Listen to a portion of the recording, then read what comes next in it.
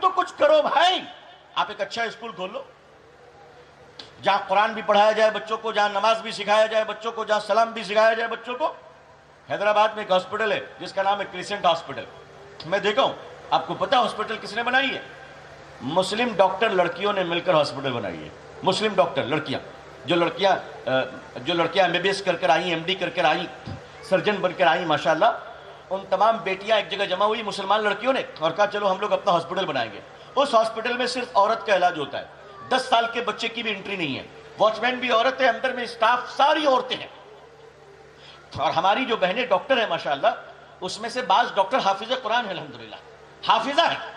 हमको बताया गया कि जब डॉक्टर सर्जरी के लिए आती हैं और किसी औरत को बेहोश करना है तो एनेस्थीसिया दी जाती है बेहोश करने से पहले। तो एनेस्थीसिया देने से पहले मुस्लिम पेशेंट को डॉक्टर कलमा पढ़ाती है, बहन मेरी कलमा पढ़ ले, जिंदगी बच जाए अल्हम्दुलिल्लाह, और अगर चली गई तो ईमान वाला बनकर जाएगी, जन्नत में जाएगी। और डॉक्टर ऑपरेशन थिएटर में जाने से पहले 2 रकात सलातुल हाजत पढ़ती है, वजू बनाकर नमाज पढ़ती है और अल्लाह से दुआ करती है, अल्लाह मेरा काम ऑपरेशन करना है, शिफा देना तो आपका काम। लोगों ऐसी बेटियां तैयार करो, ऐसी बेटियां तैयार करो। मुसलमानों, जब तुम्हारी माएं नमाजी होती हैं, मुसलमानों एक जमाना था जब मां रोजेदार होती थी। बाबा फरीदुद्दीन गंज शक्कर रहमतुल्लाह अलैह का नाम सुना है आप लोगों ने? एक बहुत बड़े वली गुजरे, बहुत बड़े बुजुर्ग गुजरे। बाबा फरीदुद्दीन गंज शक्कर रहमतुल्लाह अलैह की मां के पास मोहल्ले की औरतें गई और उन्होंने जाकर कहा, ओ बड़ी भी, आपका बेटा तो बड़ा वली है माशाल्लाह, बड़ा वली है। कहा अच्छा क्या हुआ मेरे बेटे का? कहा वो दुआ करता है तो अल्लाह कबूल करता है, वो पानी में दम करता है तो शिफा मिलती है, वो कुछ पढ़ के देता है तो बीमारी दूर हो जाती है, बड़ा अल्लाह का वली है। माँ थी, खुशी से झूम उठी और कहने लगी, हाँ हाँ अल्लाह ने मेरे बेटे को नवाजा है, लेकिन मुझसे तो पूछ मैंने अपने बेटे की परवरिश कैसे की है। तो बाबा फरीदुद्दीन गंज शक्कर रहमतुल्लाह अलैह की माँ कहती है, मैंने अपने बेटे फरीद को बगैर वजू के कभी दूध नहीं पिलाई।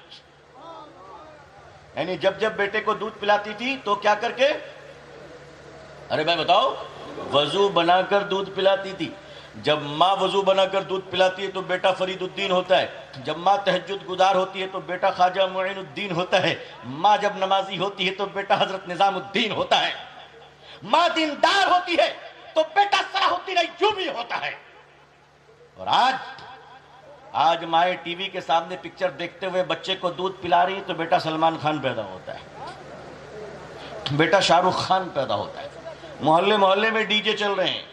अब मुसलमानों के हेयर स्टाइल तो देख लीजिए, कहते अल्लाह मदद कर, और बाल यहूदियों वाले, चारों तरफ से बाल खत्म कर दिया, बीच में एक मुर्गे के झुंड की तरह बाल रखा ताकि फरिश्ते को पकड़ पकड़ के जहन्नम में फेंकने में आसानी हो। अरे मुसलमानों के बड़ो, गैरत करो कि तुम्हारी औलादे खड़े होकर पेशाब करने वालों का बाल रख रही है, तुम्हारी औलादे सुअर खाने वालों का स्टाइल अपना रही है, तुम्हारी औलादे कुत्ते पालने वालों की स्टाइल अपना रही है।